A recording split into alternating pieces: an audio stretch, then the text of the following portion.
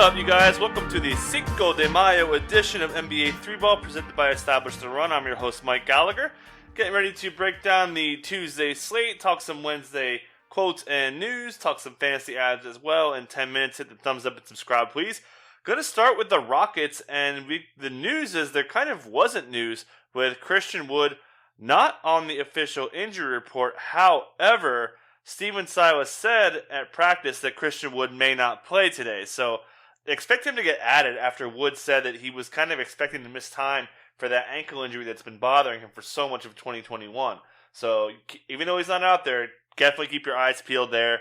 Also, DJ Wilson's out, quote, for a while. So that means he probably got the 10 to 14 day positive test. Also on the good side, DJ Augustine, questionable. Certainly wouldn't affect Kevin Porter Jr. Just a horrendous matchup against the Sixers, and he'll see a lot of Ben Simmons. But he dropped 50 on Jrue Holiday, so not an aggressive play for DFS, but I could see KPJ kind of going off here.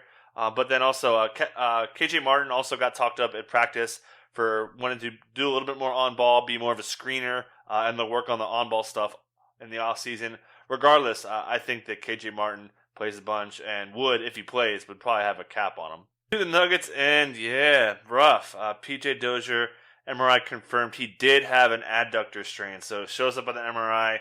Adductors take a while to get over. It's usually a week's kind of a thing. So Monte Morris has said he's expected to miss a few more, so probably expect him to be out this week. Then he'll come back. Probably get ramped up slowly given he had kind of back-to-back injuries in his upper leg.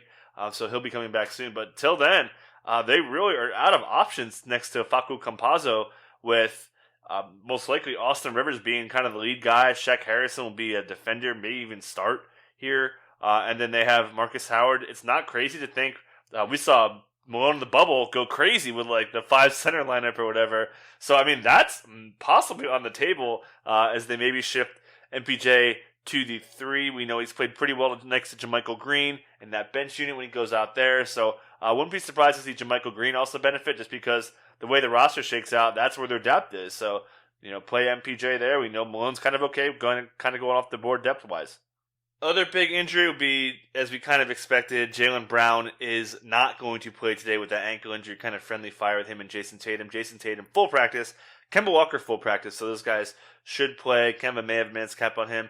Tatum has been really good in his minutes without Jaylen and with Kemba, so expect him to kind of beat the pants off of the Magic. They don't have anyone to cover him, so I'd expect him to be out there. Aaron Nesmith also has been talked up a bunch by Brad Stevens, so I think his minutes are secure. Evan Fournier would also benefit, probably likely going to start with Kemba, Marcus Smart, Tatum. And also, for what it's worth, I think I saw Time Lord with a starter's jersey.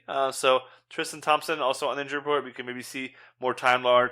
Minutes won't go crazy, but obviously that's awesome to see if he does get the start after being limited since his return. Suns need overtime to beat the Cavs. Crazy, but interestingly, it got to garbage time as they won 20-4 the last minute and change. The Suns put their scrubs in. Craziness. Their 4 key starters all went off. Mikal Bridges, 8 points in overtime, finishes with 22, 3 steals, 3 blocks, great shooting, stats everywhere. Ayton was great, 5 blocks. CP3 and Booker also come up big. Needed this win. Again, they play in a back-to-back. Mikal Bridges actually has about a 2-point usage rate boost in back-to-backs. They put Trae Young on him too, so I kind of like Mikal today. Cavs also in the front end of a back-to-back. No Darius Garland again. The big man of the game here is Isaac Okoro, career-high 32 points. And for weeks now, JB Bickerstaff has talked about how he wants to get Okoro more on ball, and that was the case here. 16 shots, 6 assists. You love to see it. Had that great preseason. I'm kind of buying here. I think he'll be able to duplicate here against the Blazers. They'll probably put McCollum or Lillard on him. So I'm into him. Certainly as a DFS play. I actually wrote him up before for matchups, and now I like him even more, obviously. Jetty Osman is just money in the bank when Sexton or Garland are missing time. Got 45 minutes. Hornets get the win. Shorthanded all around against the Pistons. No Cody Martin, no Devontae Graham, no PJ Washington, and no Miles Bridges for protocol. So probably 10 to 14 days on him. Jalen McDaniels picks up all the run, 39 minutes, as he really basically moved into the Miles Bridges role. Certainly expect him to trend up. We saw Caleb Martin basically slot into a huge role, 34 minutes, 17 points from him. We know he's a better offensive player than his bro, so pretty good run from him. Horrendous game from Malik Monk, 0 of 8, expecting to bounce back. Brad Wanamaker had more first half minutes than LaMelo in the first half, so we'll see what happens with that. Not quite buying. Certainly think LaMelo will be really good. And also, James Borrego had said that he's going to just let dudes go before the game. He really likes the 8-man rotation, kind of went 8.5 today. So yeah, while these guys are out, just expect the Hornets to just run airtight. Pistons still missing basically everyone. The headlines are Killian Hayes plays in a back-to-back for the first time since returning from injury. Also, Josh Jackson for a tooth injury didn't play. So Hamidou Diallo on a back-to-back, mind you, goes off for 35 and 40 minutes. Hello. So kind of hard to dismiss that, given the way Diallo has finally been all over the place. Wouldn't say it's a run-don't-walk situation, but given how this team traded for him, it makes a lot of sense to play him a bunch of time. And then seeing that playing time with a knee injury to go out there, you've got to feel really good about that. Other than that, Frank Jackson pretty much locked into his role, was questionable. Sadiq Bey, my plus 2,000 made-up bet for him, leading the league in threes for the week. Probably not looking great. Only had 2 of 12 from the field. And Sekou Doumbouya, also a really good game from him. Another big win for the Bucks against the Nets. They win both these games. Giannis, again, just chucking 30 shots in the field, 36 points, 12 free throw attempts as well. Love to see it. Certainly healthy. Possibly managed in a back-to-back today. Keep an eye on that. With him getting 37 minutes, Middleton 36, Drew Holiday 36. Very little to say on the Nets with Durant going off, 32 full line. Kyrie going off, 38, kind of bounced back against Drew Holiday, full line.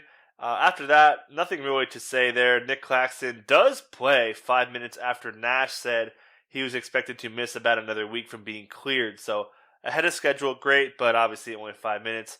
They're pretty sold on Blake Griffin being that small ball 5. Mavericks win in Miami, huge win for them. Tim Hardaway Jr. comes up big with 36 points and 10 threes. Some halftime substitutions that were key.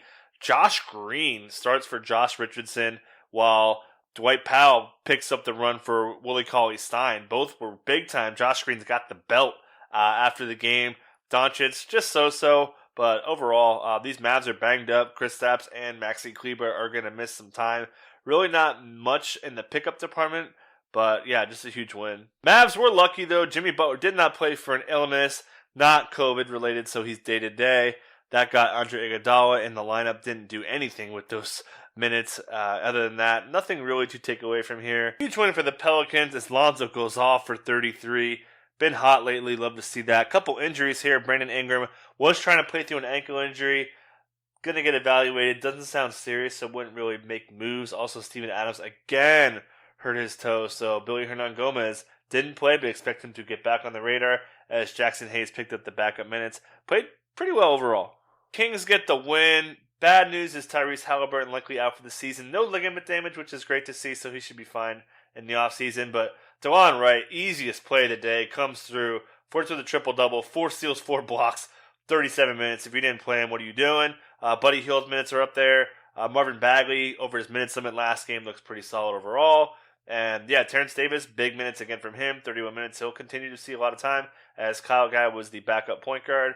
Thunder dropped this when they go big with Isaiah Roby at the 4. Moses Brown, pretty solid game because of that, with him not having Roby behind him. And also no Kenrich Williams as they played Gabriel Dex, Fee, Ty Jerome. Josh Hall got in there. No Charlie Brown, his 10 days up today, so probably done with the team. Lou Dort struggling with his shot here. Tough to see that, but he'll be chucking. Probably sitting in back-to-backs, though. Can't really talk too much fantasy fallout with the Raptors. Kyle Lowry didn't play for a back injury, so that kind of got Yuta Watanabe on the mix. We know Nick Nurse is going to mix it up, so not into talking about that. Let's get to the ads. Isaac Okoro, I think he's the top ad of the day. I'm pretty sold, like what he's been doing offensively. Jetty Osman, basically the same thing. I'm not really counting on Darius Garland returning soon. Jalen McDaniels, obviously, until Miles Bridges comes back. I think his minutes could be huge. Can do some things on defensive stats, and I like him. Hamidou Diallo would be higher, but it's the Pistons, so I don't entirely trust them. Billy Hernan-Gomez on the radar again, now that Steven Adams got hurt again. Terrence Davis, too, also would be higher, but we've got De'Aaron Fox lurking possibly later this week. So short-term, like him. Long-term, not too sold. Caleb Martin, pretty much the same reasons I said on McDaniels. Sekou Ndoye, pretty much same thing I said on Diallo. Kind of a mess, but like him. And then Jackson Hayes, same thing I said for Billy Hernan Gomez. That's it. Catch you tomorrow.